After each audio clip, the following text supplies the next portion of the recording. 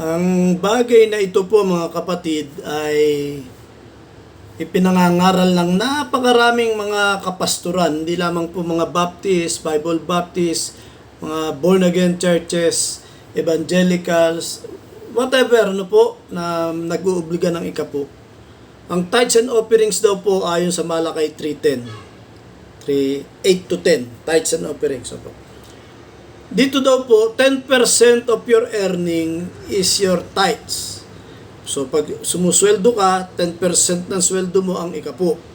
Dahil tithes literally means 10%. Ngayon po, magkakaroon ka lamang ng offering kung mapuno mo na yung tithes. Kailangan makumpleto mo yung 10% at yung sosobra sa 10%, yun lang po ang iyong offering. So mga kapatid, maling-mali po kasi ang batayan ay Malakay 3:8 to 10. During that time po mga kapatid, muli nandito po ang ating batayan. Mahalaga pong ito'y malaman ng paulit-ulit po, bear with us mga kapatid. Wala po tayong batayan tuwing tayo'y gagamit ng salita ng Diyos. Dapat po ay very familiar tayo sa bagay na ito. So, kung ang batayan po nila ay Malakay 3, 8 to 10, dito po mga kapatid, ang tithes and offerings po dito ay batay sa ani. Ang tithes po, tatlong klase yun. May dadalhin sa kamalig, may dadalhin sa templo, at may dadalhin sa gates of Israel every 3 years. Yan po yung mga tithes. Yun naman po mga offerings, napakarami po niyan, heave offering, burnt offering, love offerings, first fruit offering, etc. Napakadami po niyan mga kapatid. Wala po itong kinalaman sa ating sweldo sa panahon ngayon. So muli po mga kapatid, makikita nyo po na kung tayo ay may kaalaman sa tamang paggamit sa Biblia, wala pong pag-asa ang mga demonyo tayo'y dayain.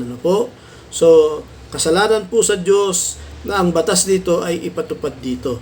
At napakalaki naman pong pagkakamali kung sasabihin tayong ating sweldo sa panahon dito natin ngayon, sa panahon ng pagka-high priest ng Panginoong Hesukristo, ang batayan ng ating 10%, that's nowhere in the Bible po mga kapatid.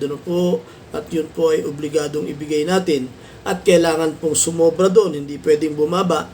Kaya po yun ang kanilang batayan na 10% is the minimum amount of giving. Sinasaway po natin sa ngalan ng Diyos ang doktrinang yun. Yun po ay aral ng demonyo. It's nowhere in the Bible. 10% is minimum. Ang totoo kahit po dito mga kapatid, wala po dito yun. Dahil po ang 10% ay maliwanag, batay po sa harvest, hindi po batay sa pera. So it's simply not true. It is simply not God's doctrine. It is not the will of God. But this doctrine mga kapatid, babasahin po natin muli.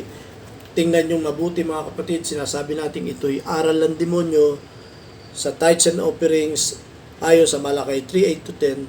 10% of your earnings or salary is your tithes. Above 10% is your offering.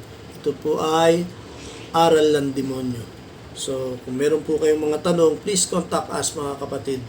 At sana po i-share natin ito sa mga kapatid natin sa pananampalataya even abroad.